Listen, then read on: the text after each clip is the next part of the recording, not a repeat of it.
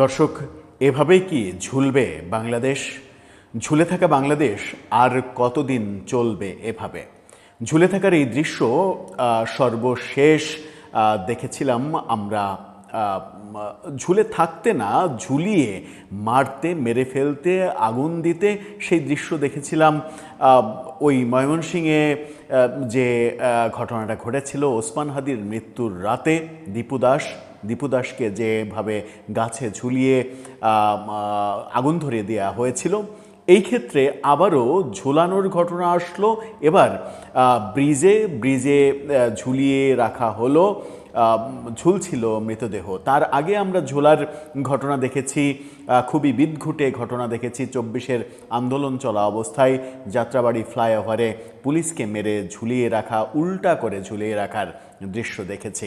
এই অমানবিক বাংলাদেশটা আস্তে আস্তে কতটা অমানবিক হয়েছে সেটা আসলে কল্পনার বাইরে চলে গেছে। গতরাতে চট্টগ্রামে যে বীভৎস ঘটনা ঘটল, সেই ঘটনা ঘটছে কি, মানে ব্যাপারটা এরকম যে ছাত্রলীগের কর্মী বলে, ছাত্রলীগ বলে তাকে ঝুলিয়ে রাখা হচ্ছে। কেউ কেউ দাবি করছে যে এটা ওই ছাত্রলীগের নেতা কাউসার, সেই ছেলেটা নিজে নিজে করেছে, অর্থাৎ আত্মহত্যা করেছে। কিন্তু পরিবার, আত্মীয় স্বজন, তার দলের লোকজন দাবি করছে তাকে মেরে সেখানে ব্রিজে ঝুলিয়ে রাখা হয়েছিল। ঝুলিয়ে রাখার এই দৃশ্য কতটা অমানবিক, কিভাবে গত রাত থেকে আজকে সারা দিন শুধুমাত্র এটা নিয়েই কথা হলো। চলুন একটু এই ঘটনার ভেতরে ঢোকার চেষ্টা করব, প্রকৃত তথ্য জানার চেষ্টা করব, এবং এর থেকে বাংলাদেশের আদৌ মুক্তি পাওয়া সম্ভব কিনা সেটা একটু বোঝার চেষ্টা করবো এই ভিডিওতে। থাকবেন পলিটিক্স টিভির নিয়মিত আয়োজন। দর্শক, সেই ছবিটা যদি আপনাদেরকে দেখাই, তাহলে সেই ছবিটা আসলে ইউটিউবের কাছেও গ্রহণযোগ্য হবে কিনা সেটা একটা বড় প্রশ্ন। তাই অরিজিনাল ছবিটা না দেখিয়ে এআই দিয়ে তার রেপ্লিকা যেভাবে তৈরি করে সামাজিক যোগাযোগ মাধ্যমে ছড়িয়ে পড়েছে কিংবা ছড়িয়ে দেওয়া হয়েছে, সেই রেপ্লিকাটা আপনারা দেখে নিতে পারেন, যেটা এআইয়ের তৈরি অরিজিনাল ছবিরই জাস্ট একটা ডিজিটাল ভার্সন। এটা দেখে নিন। এভাবে যদি একজন মানুষ ব্রিজের সঙ্গে ঝুলে থাকে, তাহলে বলতে হবে যে বাংলাদেশের বিবেকটাই ঝুলে আছে, বাংলাদেশের মানবিক বোধ ঝুলে আছে, বাংলাদেশের ভবিষ্যৎ ঝুলে আছে। কি হয়েছিল সেটা আগে জানি। চট্টগ্রামের সাগরিকা ফ্লাইওভারে ঝুলন্ত অবস্থায় চট্টগ্রাম মহানগরীর আকবর শাহ থানা ছাত্রলীগের মুক্তিযুদ্ধ বিষয়ক সম্পাদক কাউসার আহমেদ, এবং এই ঝুলন্ত অবস্থায় তার মরদেহ পুলিশ উদ্ধার করেছিল গত রাতে। ঘটনার স্থান এবং সময় হচ্ছে চট্টগ্রামের সাগরিকা ফ্লাইওভারের ওপর। সেখান থেকে তার এই মরদেহ উদ্ধার করা হয়। নিহতের নাম কাউসার আহমেদ, যিনি আকবর শাহ থানা ছাত্রলীগের মুক্তিযুদ্ধ বিষয়ক সম্পাদক ছিলেন। আকবর শাহ থানা ছাত্রলীগের সভাপতি জুয়েল সিদ্দিকী নিহত ব্যক্তি যে তাদের কমিটির মুক্তিযুদ্ধ বিষয়ক সম্পাদক তা নিশ্চিত করেছেন। পুলিশের দাবি, পাহাড়তলী থানার যেটা পুলিশ জানাচ্ছে, প্রাথমিক ধারণা করা হচ্ছে এটি নাকি আত্মহত্যা। মানে পুলিশ কোনো কিছু তদন্ত করার আগেই রাতেই বলে দিয়েছে এটা প্রাথমিকভাবে মনে হচ্ছে, প্রাথমিক তদন্তে, মানে এই শব্দও ব্যবহার করেছে তারা, তদন্তে মনে হচ্ছে এটা আত্মহত্যা। নিহতের পরিবার জানিয়েছে তিনি মাদকাসক্ত, পুলিশ এটাও বলছে, নিহতের পরিবার বলছে পুলিশ মাদকাসক্ত ছিলেন, মানে এই নিহত ব্যক্তি মাদকাসক্ত ছিলেন এবং দীর্ঘদিন ধরে মানসিক হতাশায় ভুগছিলেন।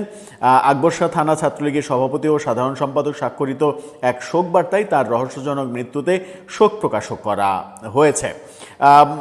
এই ছেলেটা কাউসার, তার অরিজিনাল ছবিটা সাথে ব্লার করে দেয়া ওই ব্রিজের যে ছবি, সেই ছবিটা একবার দেখে নিন। চেহারাটা খুবই তরুণ, খুবই বয়স কম এই ছেলেটার ক্ষেত্রে ঘটনাটা ঘটেছে। এই ঘটনা যখন ঘটছে তখন দৈনিক সমকাল কি বলছে দেখুন। সমকালের এই নিউজের শিরোনামটা দেখুন, ফ্লাইওভারে ঝুলছিল নিষিদ্ধ ছাত্রলীগ নেতার নিথর দেহ। ছাত্রলীগ নিষিদ্ধ, ছাত্রলীগকে নিষিদ্ধ করা হয়েছে, সেজন্যই কি ছাত্রলীগের কোনো নেতা যখন এভাবে ঝুলবে, নিথর দেহটা ঝুলবে, তখন সেটা নিয়ে চাঞ্চল্য সৃষ্টি হবে না, তখন সেটা নিয়ে আমাদের মানবিক বোধ উদয় হবে না, তখন সেটা নিয়ে সরকার এর বিহিত ব্যবস্থা করার চেষ্টা করবে না, তখন সেটা নিয়ে সুশীল সমাজের কোনো বক্তব্য থাকবে না, মানবাধিকার কর্মীদের কোনো বক্তব্য থাকবে না। এটা একটা অবাক করা ব্যাপার, কারণ সবার আগে তো মানুষের পরিচয় সে মানুষ, সবার উপরে মানুষ সত্য, তাহার উপরে নাই। এই যে বার্তা, এই বার্তা কি বাংলাদেশ থেকে মুছে যাবে? এই বার্তা কি প্রফেসর ইউনূসের সময়ে ওই রিসেট বাটন টিপে কিংবা ইরেজার দিয়ে এটা কি মুছে দেওয়া হয়েছে? মানবিক বোধ শুধুমাত্র নির্দিষ্ট একটা পক্ষের জন্যই আমাদের উদয় হবে, আর একটা পক্ষের জন্য আমাদের হিংসা, বিদ্বেষ, আমাদের ক্রোধ, এগুলো আমরা শো করব, সেখানে মানবিকতার কোনো বালাই থাকবে না। ব্যাপারটা কি সেদিকেই যাবে? সমকাল কি বলছে?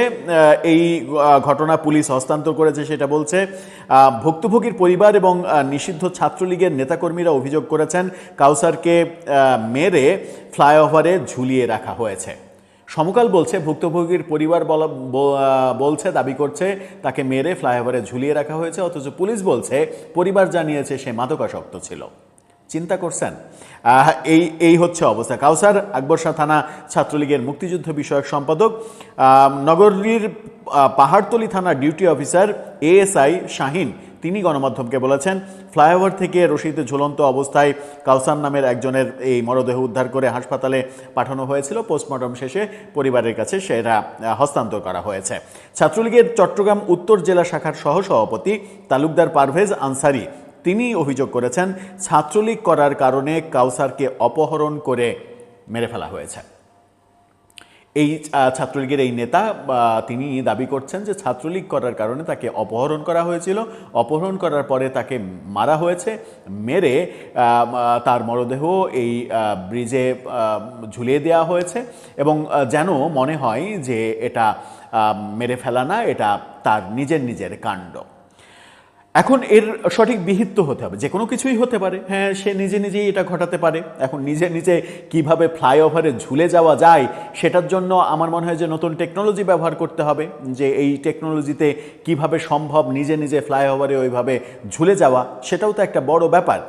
আদৌ কি ফ্লাইওভারে ওইভাবে নিজের গলায় রশি দিয়ে ঝুলে পড়া সম্ভব?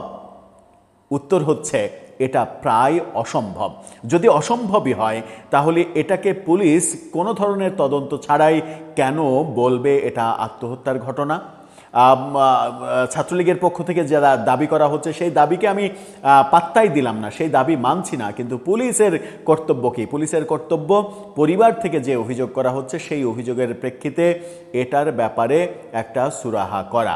আমি এখন পর্যন্ত জানি না যে এই ব্যাপারে কোনো মামলা হয়েছে কিনা, পুলিশ এই ব্যাপারে কোনো খোঁজখবর নিচ্ছে কিনা, ঘটনার পেছনের ঘটনা জানার চেষ্টা করছে কিনা, নাকি এটাকে এক ধরনের ধামাচাপা দেয়া হবে যেন এই ঘটনা নিয়ে কোনো ধরনের কোনো কথা না হয়। ছাত্রলীগের পক্ষ থেকে অভিযোগ করা হয়েছে যে এই ঘটনা চট্টগ্রামে জামাত শিবিরের লোকজন করেছে, জামাত শিবিরের লোকজন এটা করে তাকে ব্রিজে ঝুলিয়ে রেখেছে। আমি সেটাকেও পাত্তা দিতে চাই না। সেগুলো অভিযোগ, যে কেউ যে কোনো অভিযোগ করতেই পারে, কিন্তু আমার তো প্রকৃত তথ্য জানতে হবে। যদি প্রকৃত তথ্য জানা থেকে আমরা আমাদেরকে বিরত রাখা হয় শুধুমাত্র ওই ব্যক্তিটা ছাত্রলীগের সদস্য বলে কিংবা ছাত্রলীগের নেতা বলে, তাহলে এই সমাজ থেকে মানবিকতা অনেক দূরে চলে যাবে। আমাদের সমাজের জাদুঘরেও মানবিকতা বলে কোনো কিছু খুঁজে পাওয়া যাবে না। এর চরম পরিণতি হবে ভবিষ্যৎটা আমরা দেখতেই পাচ্ছি যে শুধুমাত্র হিংসার চাষাবাদ আর প্রতিশোধের ভবিষ্যৎ হবে। আর সেই প্রক্রিয়া যদি বাংলাদেশে সত্যি চলমান থাকে, তাহলে আমরা যে সুস্থ বাংলাদেশ প্রত্যাশা করি, শান্তির বাংলাদেশ প্রত্যাশা করি, সৌহার্দ্যপূর্ণ রাজনীতি প্রত্যাশা করি, সেগুলো অধরাই থেকে যাবে এবং সেগুলো একেবারে যে হিংস্র দানবীয় একটা মূর্তি ধারণ করবে। সেটাই কি আমরা চাই? নাকি চাই পুরো ব্যবস্থাটাকে সুস্থ করতে, সুন্দর করতে, সৌহার্দ্যপূর্ণ করতে? শুধুমাত্র ছাত্রলীগ নিষিদ্ধ আছে সেটা ভিন্ন কথা। সে যদি কোনো কার্যক্রম করত, দেশবিরোধী কোনো মানে ষড়যন্ত্রে লিপ্ত থাকতো, তাহলে পুলিশ তার বিচার করতো, সেটা একেবারে ভিন্ন কথা, সেটা আইনের ব্যাপার। কিন্তু যখন একজন মানুষকে মেরে দেয়া হচ্ছে, তখন তার প্রকৃত রহস্য বের করা পুলিশের মানে এটা ইমানি দায়িত্ব হয়ে যায়। আর সেটা যদি না করা হয়, তাহলে বুঝতে হবে যে আইন, পুলিশ প্রশাসন এগুলো আগের মতোই, রাজনীতির আগের ধারার মতোই এক চোখে দেখছে, এক চোখ বন্ধ করে রেখেছে। অর্থাৎ অর্ধেক দেখতে চায়, অর্ধেক দেখতে চায় না, এবং সেই অর্ধেকই দেখতে চায় যে অর্ধেক দেখলে চলমান ক্ষমতাবান যারা, তাদের লাভ হয়। সেটাকে আমরা প্রত্যাশা করি। দর্শক, আপনার মতামত জানিয়ে লিখতে পারেন আমাদের কমেন্ট বক্সে।